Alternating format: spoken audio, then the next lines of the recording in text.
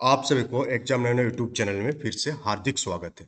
आप ही लोगों के डिमांड पर अब कंटेंट को जो है बाइलिंगुअल कर दिया गया है, यानी अब आप हिंदी और इंग्लिश दोनों फॉर्मेट में आपको कंटेंट देखने को मिलेगा। ये आपका सीडीपी का आज हम लोग टोटल 30 एमसीक्यू डिस्कस करेंगे, जो आपके आने वाले एग्जाम्स के लिए बहुत ही ज़्यादा महत्वपूर्ण है। साथ ही साथ आपका कॉन्सेप्ट भी क्लियर होगा, टॉपिक भी क्लियर होगा और एग्जाम से पहले ही आपका सिलेबस कंप्लीट हो जाएगा।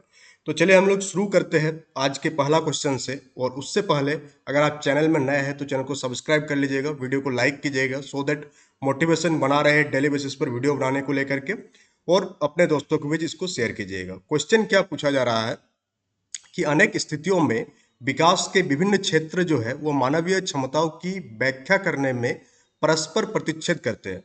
तथापि विकास का कौन सा क्षेत्र प्रत्यक्ष रूप से बौद्धिक योग्यताओं जैसे कि समस्या समाधान, समालोचनात्मक चिंतन और तार्किकता की स्पष्टतया चर्चा करता है। तो क्वेश्चन बहुत ही लेंथी देख करके आपको घबराना नहीं है। आप शांति से क्वेश्चन को पढ़ेंगे और इसका आंसर आप आसानी से कर सकते हैं। यहाँ पूछा जा रहा है कि डोमेन का जो है डिफरेंट डिफरेंट डेवलपमेंट होती है, सॉरी, डोमेन्स ऑफ डेवलपमेंट जो होती है वो डिफरेंट डिफरेंट होती है, और उनमें से कौन सा डोमेन डेवलपमेंट का ये सारे चीज़ें को एक्सप्लिक्ट करता है। कौन कौन सा है आपका? Intellectual ability, problem solving, critical thinking and logical reasoning. हम लोग सभी जानते हैं कि जो डोमेन्स ऑफ डेवलपमेंट पढ़े थे उसमें कि कॉग्निटिव डेवलपमेंट जो है, संज्ञानात्मक विकास, ये किस किस चीज से डील करती है?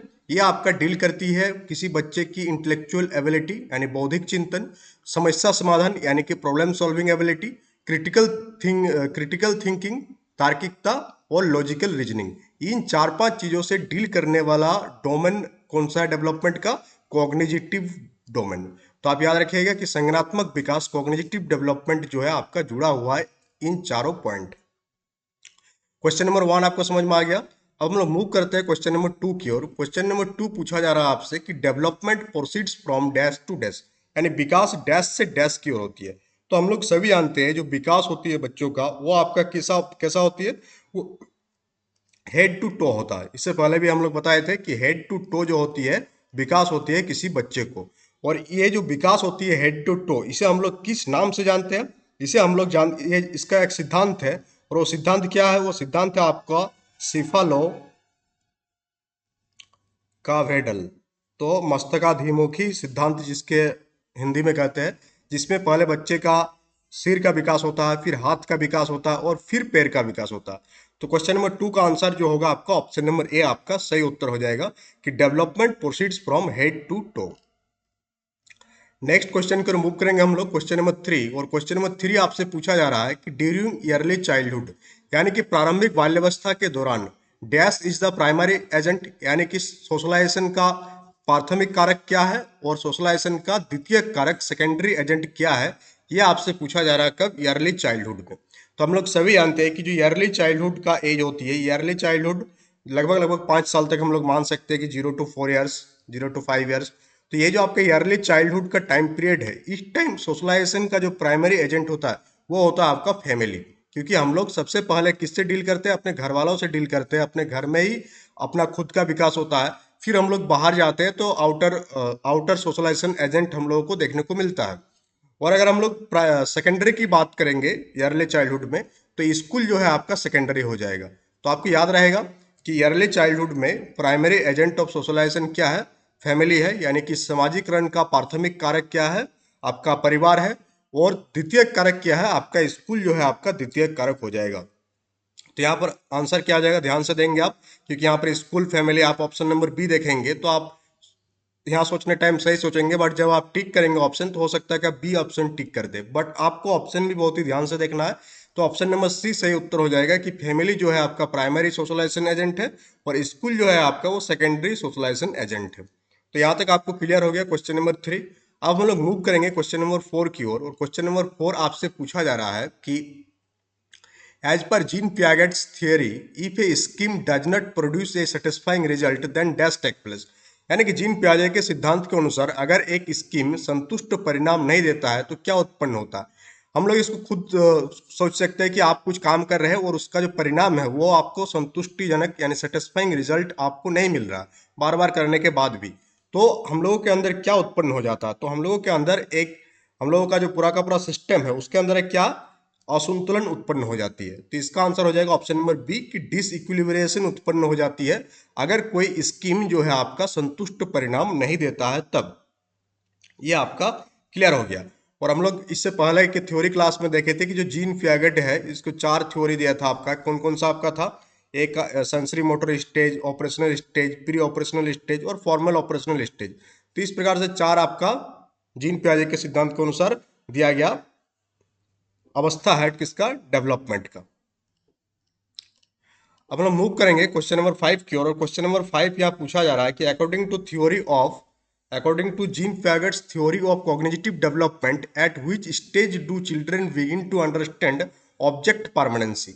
और ये क्वेश्चन सीटेट के एग्जाम में बहुत बार पूछा गया है कि बच्चे के किस अवस्था में बच्चा वस्तु स्थायित्व समझना आरंभ कर देते हैं, यानी कि ऑब्जेक्ट परमानेंसी को वो समझना स्टार्ट कर देता है। तो थ्योरी क्लास में हम लोग बताए थे कि ऑब्जेक्ट परमानेंसी क्या है। और जीन पियागेट का जो कॉग्निटिव डेवलपमेंट थ्योरी है उसमें हम लोग बताए थे कि बच्चे के विकास का कितना स्टेज है, 4 स्टेजेस है।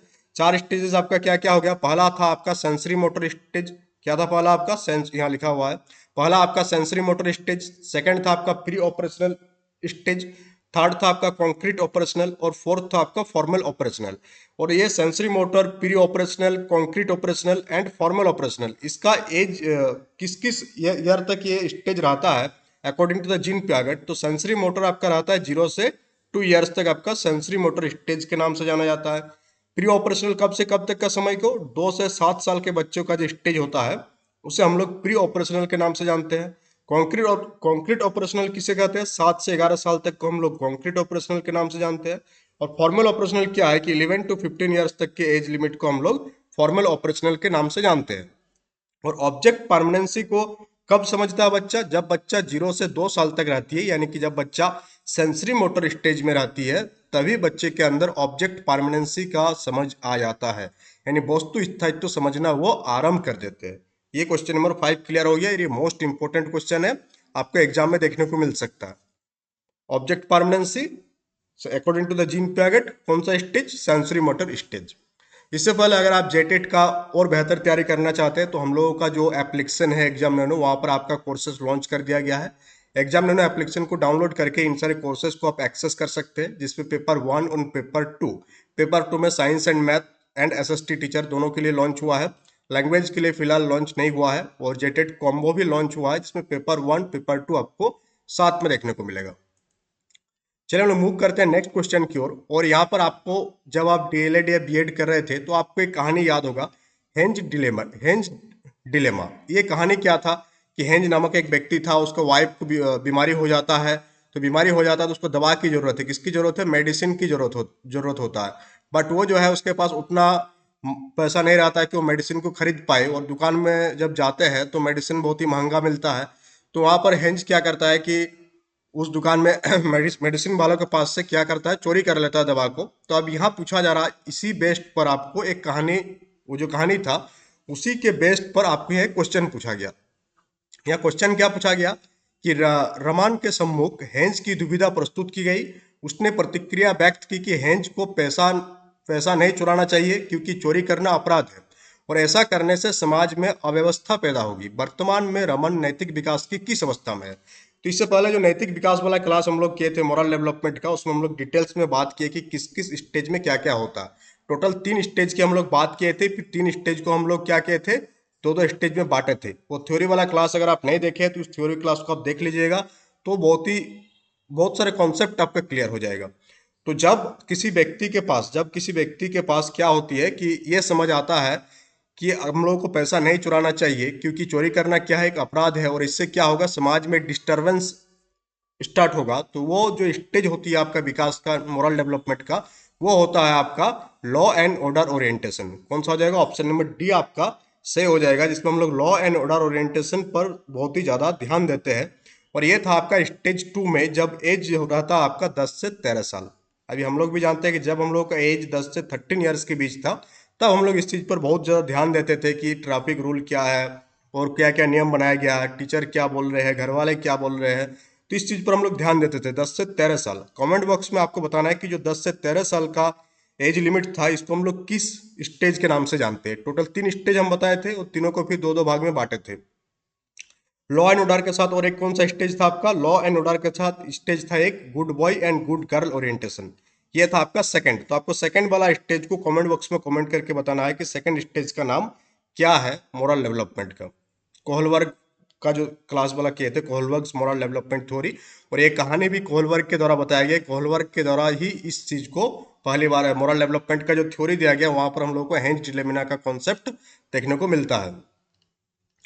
Let's move to the next question. Next question आपसे पूछा जा रहा है कि which of the following statement is correct as per Lev वाइगोटस्कीस ideas, यानी लेव वाइगोटस्की की विचारों के अनुसार निम्न में से कौन सा कथन सही है। तो जब कथन का स्टेटमेंट दिया रहेगा तब सारे कथन को आप ध्यान से पढ़ेंगे और उसके बाद आंसर देंगे तो आप आसानी से आंसर कर सकते हैं।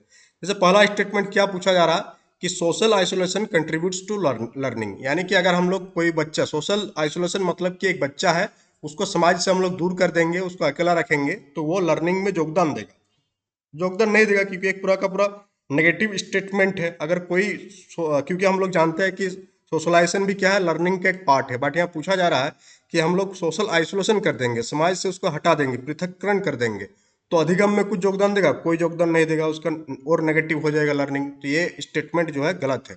आपसे पूछा गया कौन सा कथन सही है। सेकंड आप देखेंगे कि children learn best without support of others, यानी बच्चे जो होती है दूसरे के सहयोग के बिना अच्छी तरह से सीखते हैं, जो कि गलत है। हम लोग सभी जानते हैं इसका फोल्डिंग, कि अगर हम लोग कोई काम बच्चे से कराना चाहते हैं या कोई चीज सिखाना चाह रहे हैं तो अगर बच्चे को नहीं आ रहा तो हम लोग वहाँ थोड़ा सा हिंट दे देंगे, जिसे हम लोग इसका फोल्डिंग के नाम से जानते हैं, तो वहाँ बच्चे अच्छे से सीखते हैं। तो ये स्टेटमेंट भी आपका नेगेटिव स्टेटमेंट है और ये भी आपका गलत हो जाएगा। ऑप्शन नंबर सी आप देखेंगे तो सी में पूछा जा रहा है कि cue and hints impede pace of learning, यानी कि अगर हम लोग हिंट प्रोवाइड करेंगे तो ये जो लर्निंग का गति है इसमें क्या करेगा, बाधा डालेगा, जो कि पूरा का पूरा नेगेटिव स्टेटमेंट है। अगर हम लोग हिंट और क्यू देंगे तो लर्निंग का स्पीड या लर्निंग का पेस और आगे बढ़ेगा। अब ऑप्शन नंबर डी आप देखेंगे तो ऑप्शन नंबर डी बोला जा रहा है कि cultural tools contribute to the learning process, कि जो सांस्कृतिक उपकरण है ये अधिगम की प्रक्रिया में योगदान देता है, और ये एकदम आपका पॉजिटिव स्टेटमेंट है और यही सही होगा अकॉर्डिंग टू द लेव वाइगोटस्की, कि जो कल्चरल टूल्स होती है, जो हम लोग संस्कृति से सीखते हैं, वो हम लोगों को क्या होती है, लर्निंग प्रोसेस में हम लोगों को हेल्प करती है। बहुत सारे जगहों के बारे में जानने को मिलता है वो, जो कि हम लोगों का कल्चर की पार्ट है। तो ऑप्शन नंबर डी सही उत्तर हो जाएगा कि cultural tools contribute to the learning process. और बाकी जितना था ये सारा नेगेटिव स्टेटमेंट था और सही नहीं था लर्निंग के बारे में। Let's move to the question number 8। Question number 8 की ओर हम लोग मूव करते हैं। क्वेश्चन नंबर 8 यहाँ आपसे पूछा जा रहा है, क्वेश्चन नंबर 8 में पूछा जा रहा है कि इन accordance with Lev Vygotsky which of the following method of teaching learning promotes learning, यानी कि लेव वाइगोटस्की के अकॉर्डिंग कौन सा टीचिंग लर्निंग मेथड जो आपको लर्निंग को प्रमोट करता है, अधिगम को और आगे बढ़ाता है। तो यहाँ 4 मेथड दिया है। पहला है passive imitation, cooperative learning, expository teaching and stimulus response conditioning. तो सबसे बेस्ट मेथड जो है जो टीचिंग लर्निंग को प्रमोट्स करता है वो है आपका कोऑपरेटिव लर्निंग, जिसे हम लोग पीयर लर्निंग के नाम से भी जानते हैं। और NAP 2022 में पीयर लर्निंग पर बहुत ही ज़्यादा जोर दिया गया है। तो कोऑपरेटिव लर्निंग जो है सबसे best method of teaching learning है, जो क्या करता है, लर्निंग को और ज़्यादा प्रमोट करता है। Move to the question number 9। Question number 9 यहाँ पूछा जा रहा है आपसे कि child centred education advocates for, यानी बाल केंद्रित शिक्षा किसकी अनुशंसा करता है। बाल केंद्रित शिक्षा, चाइल्ड सेंटर्ड एजुकेशन, ये किसकी अनुशंसा करती है? ये आपका कंसिडरेशन ऑफ इंडिविजुअल डिफरेंसेस, व्यक्तिगत, या हिंदी थोड़ा सा गलत है, कंसिडरेशन ऑफ इंडिविजुअल डिफरेंसेस, यानी व्यक्तिगत भिन्नताओं पर क्या करती है, ये ध्यान देती है। कौन सा? आपका चाइल्ड सेंटर्ड एजुकेशन। 9 का ऑप्शन नंबर सी आपका सही उत्तर हो जाएगा। कुछ कुछ क्वेश्चन हम लोग थोड़ा फास्ट मूव करेंगे क्योंकि 30 क्वेश्चन डिस्कस करना है, और जो क्वेश्चन ज़्यादा हार्ड होगा उस पर हम लोग ज़्यादा टाइम देंगे। क्वेश्चन नंबर 18 आपसे पूछा जा रहा है कि as per Howard Gardner's theory of intelligence, ये आप याद रखिएगा कि थ्योरी ऑफ इंटेलिजेंसी दिया गया है हार्वर्ड गार्डनर के द्वारा भी।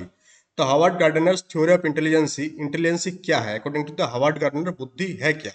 तो according to Howard Gard, just a minute, या question number 18 I think mismatch है यहाँ पर। क्वेश्चन नंबर 9 या 18 आ गया हूँ, ठीक है। चलिए हम लोग देखते हैं इसको कि as per Howard Gardner's theory of intelligence, intelligence क्या है, what is intelligence.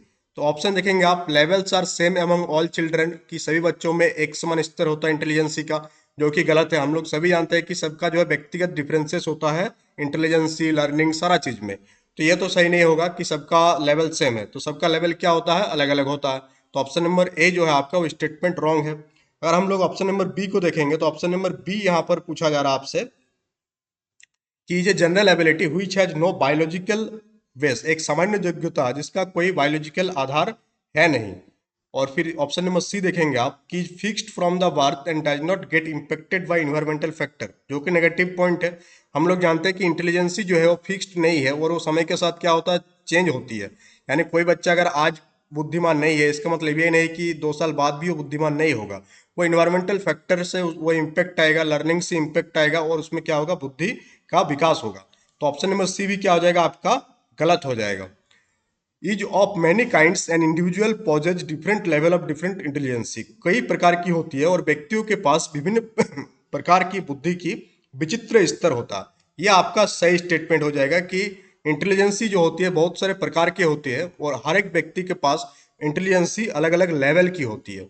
Option number क्या था कि जो general ability which has no biological base, जबकि इसका बायोलॉजिकल बेस थोड़ा बहुत है। हम लोग नेचर एंड नर्चर वाला जब क्लास करेंगे तो वहां पर हम लोग देखेंगे कि जो इंटेलिजेंसी है इस पर बायोलॉजी का भी प्रभाव पड़ता है, जेनेटिक्स का प्रभाव पड़ता है। तो ये स्टेटमेंट गलत है। तो यहाँ पर ऑप्शन नंबर डी सही हो जाएगा, about the intelligence according to the Howard Gardner. ये आप क्वेश्चन नंबर 10 कर लीजिएगा, 18 नहीं होगा, यहाँ गलत मिसप्रिंट है। हम लोग मूव करेंगे क्वेश्चन नंबर 11 की ओर। क्वेश्चन नंबर 11 जो है आपका एक स्टेटमेंट दे दिया गया है आपसे, अभिकथन स्टेटमेंट दे दिया गया है और उसका रीजन दिया है और फिर आपको 4 ऑप्शन दिया रहेगा। असर्शन क्या कह रहा है, अभिकथन क्या कह रहा है कि अधिगम का जो सामाजिक रचनावादी सिद्धांत अधिगम प्रक्रिया को सहज सुगम बनाने के लिए कक्षा में मुद्रित समृद्ध परिवेश के सृजन पर बल देता है। इसका जो हिंदी है बहुत ही हार्ड हिंदी है। इसके इंग्लिश को आप पढ़ेंगे तो इंग्लिश थोड़ा बढ़िया समझ में आएगा कि socio constructivist theories of learning emphasise on creating print rich environment in the class to facilitate learning process. और रीजन क्या दिया है यहाँ पर, रीजन को भी देखेंगे आप कि school climate does not play any role in language development and the language development is entirely dependent on biological maturation. तो जो रीजन है ये रीजन तो पूरा का पूरा रॉन्ग स्टेटमेंट है कि भाषा के विकास में स्कूल का कोई योगदान नहीं है। ये गलत है क्योंकि हम लोग सभी जानते हैं कि भाषा के विकास में यानी खुद के भाषा के विकास में विद्यालय के परिवेश की एक अहम भूमिका होती है। तो रीजन गलत है।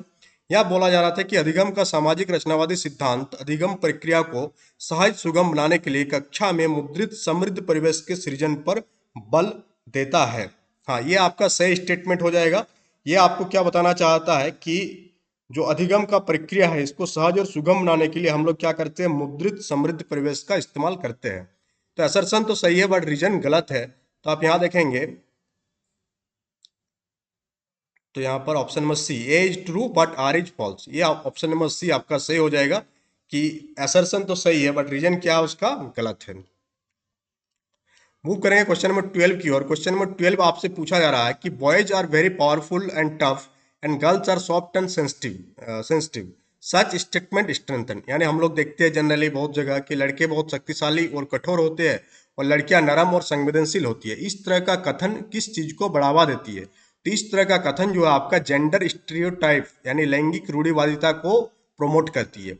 ये क्वेश्चन भी बार बार पूछा जाता है एग्जाम में सो दैट आपको समझ में आए कि जो स्कूल में, कॉलेज में, किसी भी जगह पर आपको जेंडर के कारण आपको डिफरेंसेस नहीं करना है। सबको इक्वल है, ऑल आर इक्वल, चाहे बॉयज हो चाहे गर्ल्स हो। तो इस चीज को हम लोग किस किस नाम से जानते हैं? जेंडर स्टीरियोटाइप से हम लोग जानते हैं।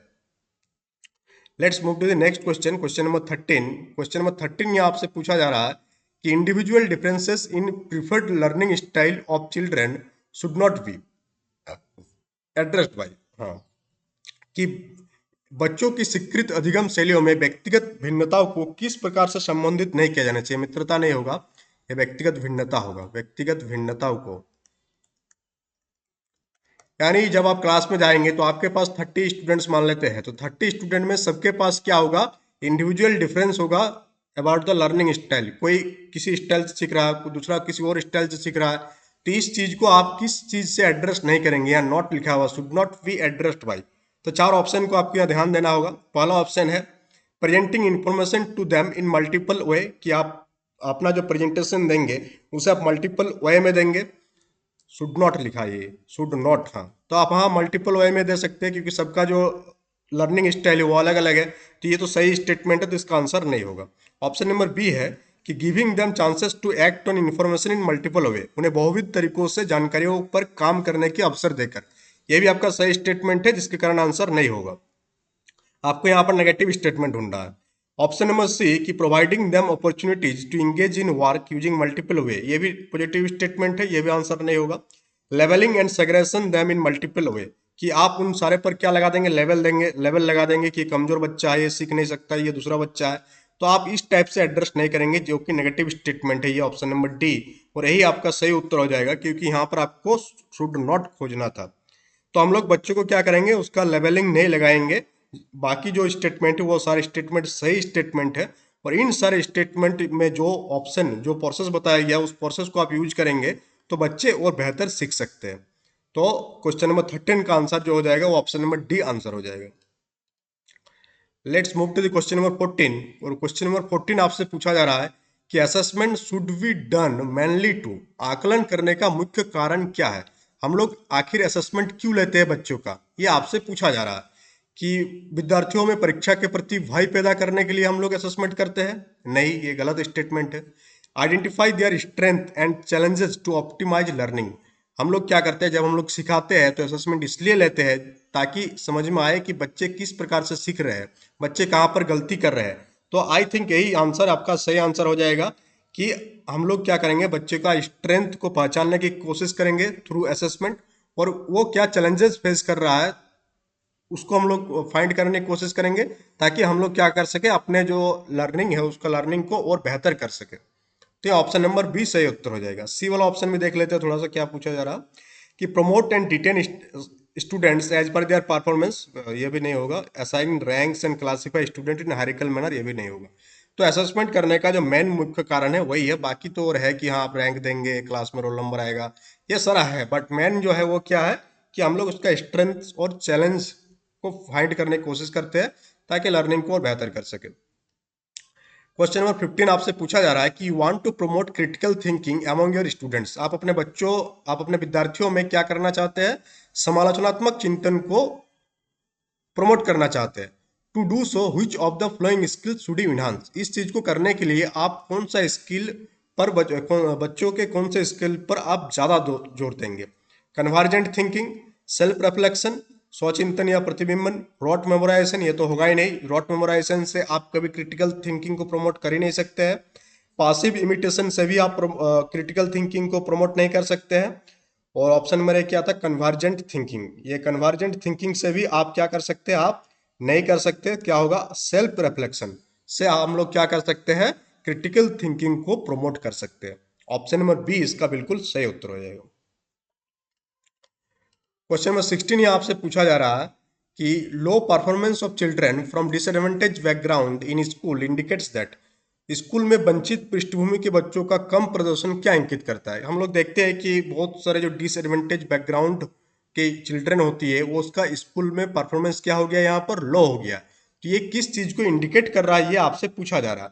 ये आपका ऑप्शन, पहला ऑप्शन देखेंगे आप कि school catered to the need of all student, कि विद्यालय सभी विद्यार्थियों की आवश्यकता की ओर ध्यान देता है। अगर सभी विद्यार्थियों की आवश्यकता को ध्यान देता तो लो परफॉर्मेंस होता ही नहीं डिसएडवांटेज बैकग्राउंड का। तो ये ऑप्शन तो गलत हो जाएगा। ऑप्शन नंबर बी आप देखेंगे कि their parents do not understand the importance of education, ये भी गलत है। अगर वो एजुकेशन के इंपॉर्टेंस को नहीं समझते तो बच्चों की स्कूल भेजता ही नहीं, तो ऑप्शन नंबर बी भी गलत हो गया। ऑप्शन नंबर सी आप देखेंगे, school is not responsive to needs and abilities of all children, ये आई थिंक सही उत्तर हो जाएगा कि स्कूल जो है, विद्यालय जो है सभी बच्चों की आवश्यकता और योग्यताओं को संबंधित नहीं कर पाते, जिसके कारण डिसएडवांटेज बैकग्राउंड वाले बच्चों का परफॉर्मेंस लो हुआ। अब ऑप्शन नंबर डी को भी हम लोग थोड़ा देख लेते हैं कि social environment of child is solely responsible for child's learning, यानी कि बच्चों की सामाजिक परिवेश बच्चों की अधिगम के लिए पूरी तरह से उत्तरदायी है, जो कि पूरा का पूरा गलत है। सिर्फ और सिर्फ सामाजिक परिवार नहीं, अपना स्कूल भी बच्चों के विकास के लिए, जिसमें बच्चों के लर्निंग के लिए रेस्पॉन्सिबल है, घर वाले भी रेस्पॉन्सिबल है, यानी एक ओवरऑल डेवलपमेंट होती है एक बच्चों के लर्निंग में। तो यहाँ पर आंसर हो जाएगा ऑप्शन नंबर सी कि स्कूल रेस्पॉन्सिबल नहीं था, सारे बच्चों पर ध्यान नहीं दिया, जिसके कारण आपका जो लो परफॉर्मेंस वाला बच्चा था उसका जो रिजल्ट आया, परफॉर्मेंस क्या होगा उसका, लो हुआ, डिसएडवांटेज बैकग्राउंड के बच्चों का। तो क्वेश्चन नंबर 16 आई थिंक आपको क्लियर हो गया। Let's move to the question number 17। Question number 17 ये आपसे पूछा जा रहा है कि डिजेबिलिटी यानी कि विकलांगता, disability is a result of impaired interaction between individual and social factor which model of disability supports this view. यहाँ तीन ऑप्शन दिख रहा है। यहाँ हिंदी में आप देखेंगे इस चीज को कि विकलांगता व्यक्तिगत और सामाजिक कारकों के बीच बाधित अंत क्रियाओं का परिणाम है। विकलांगता की कौन सा प्रतिमान इस दृष्टिकोण को समर्थन करता है? यानी कि ये करता है आपका सोशल, हम लोगों का जो सोशल व्यू है अबाउट द डिजेबिलिटी, जिसके कारण क्या होती है ये अलग अलग कर देता है, व्यक्तिगत और सामाजिक कारकों के बीच बाधा करती है और ये अंतःक्रिया का परिणाम है। Impaired interaction between individual and social factor, ये हो जाएगा आपका सोशल। इसका आंसर हो जाएगा ऑप्शन नंबर सी।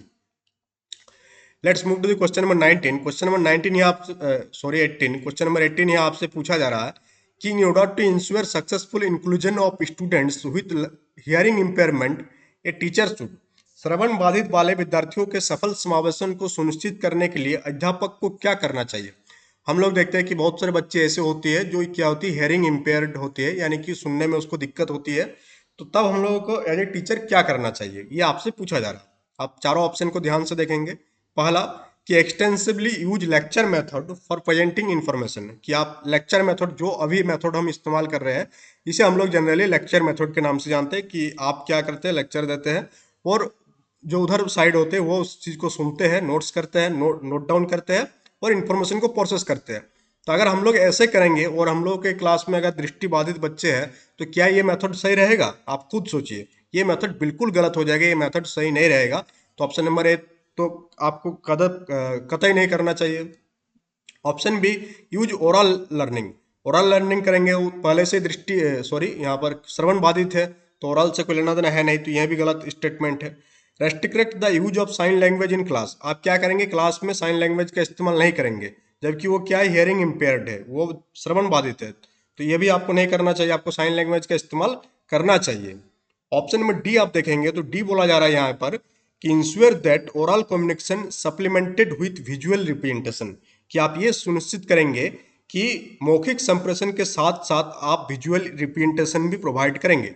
जैसे अगर यहाँ पर अगर हम अगर इस क्लास को लेते और हमको पता रहा था कि उधर हियरिंग इम्पेयर्ड वाले स्टूडेंट्स है, तो हम यहाँ पर एक वीडियो भी चला देते इस चीज़ को बताने के लिए। तो इस प्रकार से जो हियरिंग इम्पेयर्ड वाले कैंडिडेट्स है, हियरिंग इम्पेयर्ड वाले स्टूडेंट्स है, वे भी चीज़ों को समझ सकते हैं और साथ ही साथ क्या इस्तेमाल करते हैं आप, ओरल कम्युनिकेशन का भी इस्तेमाल करते हैं आप। तो क्वेश्चन नंबर 18 का आंसर जो हो जाएगा best answer option number D. अब जब आप सीटीपी का एग्जाम देने जाएंगे तो आपके साथ होगा ये एग्जाम हॉल में कि 4 ऑप्शन पढ़ने के बाद आपको 2 ऑप्शन तो आप छाट देंगे, बट 2 ऑप्शन ऐसा लगेगा कि हाँ ये दोनों में से कोई एक हो सकता है, बट उनमें से आपको बेस्ट जो होगा उसको आंसर देना है। यही है सीडीपी का मजा और इसी को कह सकते हैं कि सीडीपी का सजा भी है ये। क्वेश्चन नंबर 19 को रिमूव करेंगे हम लोग और क्वेश्चन नंबर 19 यहाँ पूछा जा रहा है आपसे कि मेधावी या प्रतिभाशाली बच्चों में किस तरह की संभावना है? Students with giftedness are likely to, जो मेधावी या प्रतिभाशाली बच्चे होती है जिसे हम लोग गिफ्टेड चिल्ड्रन कहते हैं, जो शुरू से बचपन से ज़्यादा इंटेलिजेंट होता है, बुद्धिमान होता है, किसी भी चीज़ को तुरंत पकड़ लेता है, तो वहाँ पर उसके पास किस तरह की संभावना ज़्यादा होती है? तो उसके पास क्या संभावना ज़्यादा होती है? सो ईगरनेस टू फाइंड, यहाँ पर क्या लिखा हुआ, खोजने के चारों ऑप्शन देखते हैं। पहले पहले बोला जा रहा है कि lake intuitive understanding of the basics, उसमें मूल बातों की सहज समझ की अभाव होता है, यहाँ अभाव होगा, ये अभाव होता है, गलत है, क्योंकि वो अगर गिफ्टेड चिल्ड्रन है तो कोई भी फंडामेंटल चीज, बेसिक चीज को तुरंत पकड़ लेगा। ऑप्शन नंबर बी की respond much slower then there piers, ये भी गलत है, अगर वो गिफ्टेड चिल्ड्रन है तो वो पियर से जल्दी पकड़ेगा, सोलो नहीं होगा, फास्ट होगा। Option number C withdraw very quickly task की चैलेंजिंग, कि टास्क अगर चैलेंजिंग है तो वो तुरंत जो है उस टास्क को छोड़कर भाग जाएगा, ये ऐसा नहीं होता गिफ्टेड चिल्ड्रन में, क्योंकि वो टास्क को कंप्लीट करने के मोटिवेशन के साथ आते हैं। ऑप्शन नंबर डी यहाँ पर एक चीज छूट रहा है, यहाँ पर खोजना या सर्च होगा, यहाँ पर फाइंड, सर्च, या सर्च हम लोग लिख देते हैं। सो एगारनेस टू फाइंड, सर्च नहीं सॉल्यूशन होगा, सॉल्यूशन, सॉरी ये प्रिंटिंग मिस्टेक है जो प्रिंट किया है, कि सो इगरनेस टू फाइंड सॉल्यूशन, वो क्या खोजने के प्रति इच्छा व्यक्त करती है, ये आपका क्या होती है, जो गिफ्टेड चिल्ड्रन होती है उसकी क्वालिटी होती है। ऑप्शन नंबर डी आपका सही उत्तर हो जाएगा। Let's move to the question number 20 और क्वेश्चन नंबर 20 आपसे पूछा जा रहा है कि which of the following provision will cause challenges to a student having attention deficit hyperactivity disorder, जिसे हम लोग ADHD के नाम से जानते हैं। इसका फुल फॉर्म भी पूछा जाता है एग्जाम में, और जेटेट के एग्जाम और बाकी टेट के एग्जाम में भी इसका फुल फॉर्म आप याद रखिएगा कि ADHD का जो फुल फॉर्म होता है वो होता है attention deficit hyper activity disorder. अब इस डिसऑर्डर में होता क्या है ये आपको बताते हैं सबसे पहले हम ADHD में। और ये जो होती है ये ADHD वाला बीमारी आपका बचपन से शुरू होकर के बुढ़ापे तक में भी आपका चलता है। और इसका लक्षण की अगर हम लोग बात करें ADHD का, तो सबसे पहला लक्षण होता है इसका कि बिना सोचे समझे कोई भी काम को जल्दीबाजी में करना, जो ADHD से ग्रसित होता है उन सारे का। और लंबे समय से और कोई चीजों पर जो कंसंट्रेशन पावर की कमी होती है ADHD वाले बीमारी जिसकी हो जाती है, भूलने की प्रवृत्ति रहती है और ध्यान में कमी रहती है। तो क्वेश्चन क्या पूछा गया था पहले हम लोग बात कर लेते हैं कि which of the following provision will cause challenges to a student having attention deficit hyperactivity disorder, यानी कि निम्नलिखित में से कौन सा प्रावधान attention deficit hyperactivity disorder विद्यार्थी के लिए चुनौती प्रस्तुत करेगा। पहला ऑप्शन क्या लिखा, ऑप्शन ध्यान देंगे आप कि access to assistive technology for written assignment, लिखित प्रदान सहायक के लिए सहायक प्रौद्योगिकी सुगम, stimulating a range of senses. Option number C है यहाँ पर breaking assignment into small and manageable chunk, lecturing for long duration without any breaks. तो हम लोग पहले ही डिस्कस की कि जो ADHD वाले ADHD से ग्रसित बच्चे होते हैं या कोई भी व्यक्ति होती है तो उसके पास कंसंट्रेशन पावर की कमी होती है, और वो क्या कर सकते हैं अगर कोई लेक्चर चल रही है लॉन्ग ड्यूरेशन का बिना कोई ब्रेक का, जैसे अभी यहाँ पर चल रही है लॉन्ग ड्यूरेशन का एक लेक्चर चल रही है, आई थिंक 1 घंटा हो गया। तो यहाँ पर अगर कोई ADHD वाले बच्चे होंगे तो वो क्या इसको लंबे समय तक कंसंट्रेशन पावर इसमें बनाए नहीं रख सकते, वो बीच में ही छोड़कर भाग जाएगा। तो ऑप्शन में डी सही उत्तर हो जाएगा कि ADHD जिसका होगा उसके साथ ये कांड होने वाला है। Let's move to the question number 21। Question number 21 भी आपका स्टेटमेंट वाला क्वेश्चन है, और इसमें पहला स्टेटमेंट दिया गया कि a teacher should encourage student to collaborate, do group work and actively participate in cooperative learning. तो स्टेटमेंट यानी कि जो असर्शन है ये बिल्कुल सही असर्शन है कि एक टीचर को क्या करना चाहिए, हमेशा इनकरेज करना चाहिए स्टूडेंट को ताकि वो कोलैबोरेट करे, यानी जब वो बच्चों के साथ सहयोगात्मक अधिगम करने में ज़्यादा मोटिवेट हो, ग्रुप वर्क यानी कि समूह कार्य करने और सक्रिय रूप से भाग लेने के लिए प्रोत्साहित करना चाहिए, जो कि आपका सही स्टेटमेंट है, करेक्ट स्टेटमेंट है।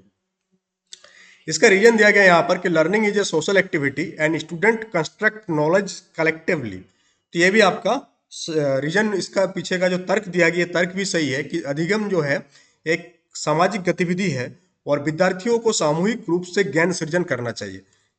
ये भी आपका तर्क भी सही है। तो इसका आंसर ऑप्शन नंबर 21 का ऑप्शन को अगर आप देखेंगे तो ऑप्शन आपका क्या क्या है, तो both A and R are correct.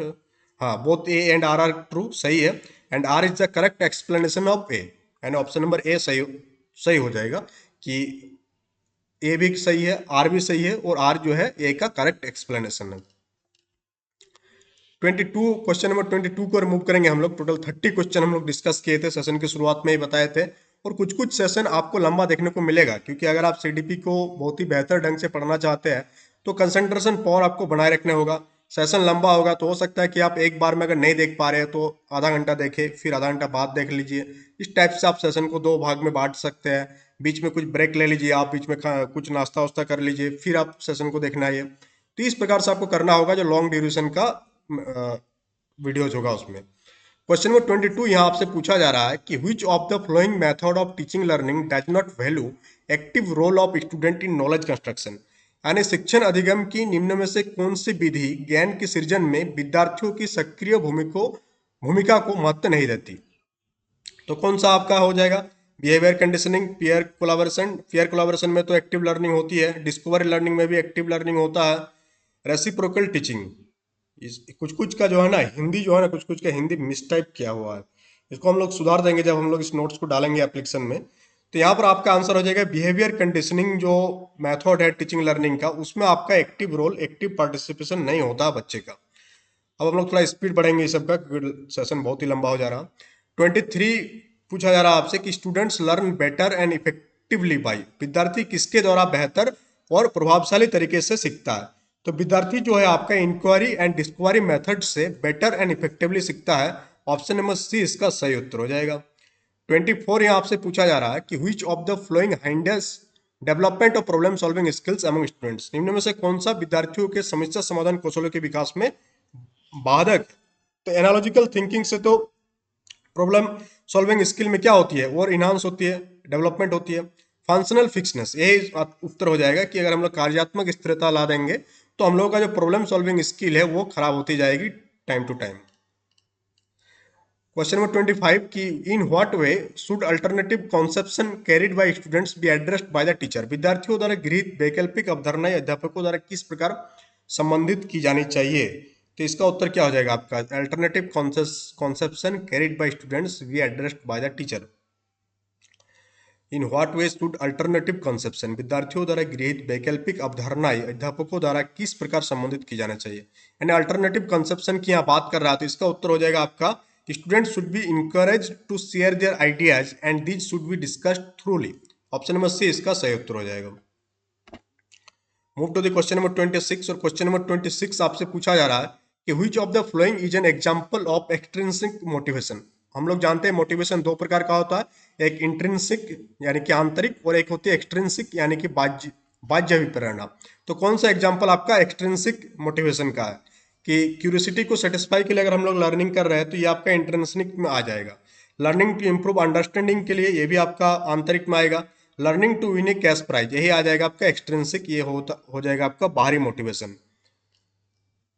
Question number 27 कि साइमा अपने असफलता के लिए योग्यता में कमी को उत्तरदायी ठहराती है और योग्यता को एक स्थिर रूप की तरह मानती है, बार बार असफलताओं का होना उसमें किस प्रकार की भावना का विकास करेगा। अगर कोई व्यक्ति बार बार रिपीटेड फेल्यूर फेस करेगा तो उसके अंतर्गत क्या डेवलप हो जाएगा, उसके माइंड के अंदर वो अपने आप को असहाय महसूस करेगा, लर्नड हेल्पलेसनेस। तो ऑप्शन नंबर बी इसका सही उत्तर हो जाएगा। Move to the question number 28 आपसे बोला जा रहा है कि want your students to remember certain information, आप अपने विद्यार्थियों को कुछ जानकारी याद करवाना चाहते हैं। For this purpose which of the following strategy should be avoided, कौन सा स्ट्रेटेजी को आप क्या करेंगे, अवॉइड करेंगे। पहला है आपका कि asking them to possibly recite the same many times, वही रटना वाला, ये तो आप करेंगे ही नहीं, किस युक्ति से बचना चाहेंगे, हाँ इससे आप बचना चाहेंगे। Option number B making connection with their previous knowledge, ये आप कर सकते हैं। Option C giving opportunities to apply knowledge to real life problems. Question फिर से पढ़ते हैं, आप अपने विद्यार्थियों को कुछ जानकारी याद करवाना चाहते हैं, इस उद्देश्य के लिए आप किस युक्ति से बचना चाहेंगे, किस युक्ति से, ठीक है ये सब पॉजिटिव स्टेटमेंट है। गिविंग अपॉर्चुनिटी ये भी पॉजिटिव स्टेटमेंट है। Providing examples and non exemplars पर ये भी पॉजिटिव। तो आप किससे बचना चाहेंगे, ऑप्शन नंबर ए से, कि आप उसको रिपीट बार बार क्या नहीं कराएंगे, रटने के लिए रटवाएंगे नहीं। तो आप क्वेश्चन को ध्यान से पढ़ेंगे, नहीं तो कंफ्यूजन क्रिएट हो जाएगा, जैसे अभी हमको यहाँ पर कंफ्यूजन क्रिएशन हुआ था, ऐसा ही आपके एग्जाम हॉल में भी आपको देखने को मिलेगा। क्वेश्चन नंबर 29 आपसे पूछा जा रहा है कि which of the flowing factor is personal factor which influence learning, यानी कौन सा व्यक्तिगत कारक जो है अधिगम को प्रभावित करता है। School climate, heredity, cultural content and teachers pedagogy. तो व्यक्तिगत पूछा गया, आप ध्यान से देखेंगे पर्सनल फैक्टर, तो स्कूल क्लाइमेट आपका पर्सनल फैक्टर में नहीं आता है, कल्चरल कंटेंट आपका पर्सनल फैक्टर में नहीं आता है, टीचर का पेडागोगी तो आता ही नहीं। तो जो हेरिडिटी है, आनुवंशिकता है, ये आपका पर्सनल फैक्टर है। कल हम लोग क्लास लेंगे नेचर वर्सेस नर्चर, वहां पर ये सारा कॉन्सेप्ट आपको क्लियर होगा। Learning is negatively influenced by, यानी लर्निंग नकारात्मक रूप से प्रभावित होता है स्कॉफोल्डिंग प्रोवाइडेड टीचर से, नहीं इससे नहीं प्रभावित होता है। Feeling of helplessness, printing environment and will, तो फीलिंग ऑफ होपलेसनेस, अगर आप निराशा की भावना घेर जाएगा आपके अंदर तो लर्निंग जो है वो नेगेटिवली क्या होगा, इन्फ्लुएंस्ड होगा, नेगेटिवली अफेक्ट होगा। इसलिए हमेशा बोला जाता है be positive, think positive and act positive. Be positive, चलो इसको शॉर्ट में लिखते हैं, be positive, think positive and act positive. ये बहुत ही जरूरी है, सो दैट आपका लर्निंग भी क्या हो, लर्निंग भी आपका क्या हो, पॉजिटिव हो। अगर ये सारा चीज आपका नेगेटिव होगा, ऊपर वाला चीज कि आप नेगेटिव रह रहे हैं, तो आपका सोच भी नेगेटिव हो जाएगा। सिंपल सोचिए आप, अगर आप सोच नेगेटिव रहे तो आपका जो एक्शन होगा वो भी नेगेटिव होगा, और जब आपका एक्शन नेगेटिव होगा तो आपका लर्निंग भी नेगेटिव होगा, और जब आपका लर्निंग भी नेगेटिव होगा तो लाइफ भी नेगेटिव होगा। तो इसलिए हमेशा पॉजिटिव रहना चाहिए, मोटिवेट रहना चाहिए, जैसा भी माहौल हो, जो भी माहौल है, आपको जो भी माहौल मिला है आप सोचिए कि बेहतर मिला है, और बेहतर आप कर सकते हैं इस माहौल का यूज करके। तो आज के सेशन में इतना ही। सेशन कैसा लगा कमेंट बॉक्स में कमेंट करके बताइएगा, और साथ ही साथ हर बार की तरह इस बार भी कोर्सेज लॉन्च कर दिया गया आपका जेटेट का, जो आप एप्लीकेशन में डाउनलोड करके एक्सेस कर सकते हैं। एप्लीकेशन में बहुत सारा फ्री इनिशिएटिव भी अवेलेबल है, उन सारे को भी आप देख करके अपना तैयारी को और बेहतर बना सकते हैं। चलिए हम लोग मिलते हैं कल के सेशन में। जो भी डाउट होगा कमेंट बॉक्स में कमेंट करके पूछिएगा, डाउट का आंसर दिया जाएगा। वीडियो को शेयर कीजिएगा, लाइक कीजिएगा, चैनल में नया है तो चैनल को ज्वाइन कर लीजिएगा, सॉरी सब्सक्राइब कर लीजिएगा। और एक चीज़ बताना था कि चैनल में ज्वाइन बटन ऑन है, उसको हम लोग ऑफ कर देंगे। चैनल को कोई ज्वाइन नहीं करेंगे क्योंकि उसको पहले ही ऑन हो गया था, अभी हम लोग उसको ऑन करने के लिए यूट्यूब को भेज दिए, वो ऑन ऑफ हो जाएगा जल्दी ही। आई थिंक 2 बच्चे ज्वाइन किए थे, उन दोनों बच्चों को हम मैसेज भी किए थे कि आप अपना डाटा भेज दें, सो दैट वो पैसा आपको रिटर्न हो जाएगा। जो 2 बच्चे ज्वाइन किए उसका डाटा मेरे पास है, वो दोनों अपना जो व्हाट्सएप नंबर है, जो इसका 9508971926, इस नंबर पर अपना डिटेल्स जो है आप भेजेंगे तो आपको जो है जो मेंबरशिप फी आप पेमेंट किए थे वो आपको रिटर्न कर दिया जाएगा। क्योंकि हम लोग यूट्यूब के थ्रू ज्वाइनिंग वाला जो मेंबरशिप है वो नहीं करा रहे हैं, हम लोग अभी एप्लीकेशन के थ्रू करा रहे हैं। तो आप लोग क्या करेंगे, व्हाट्सएप पे अपना डिटेल्स भेजेंगे। Thank you.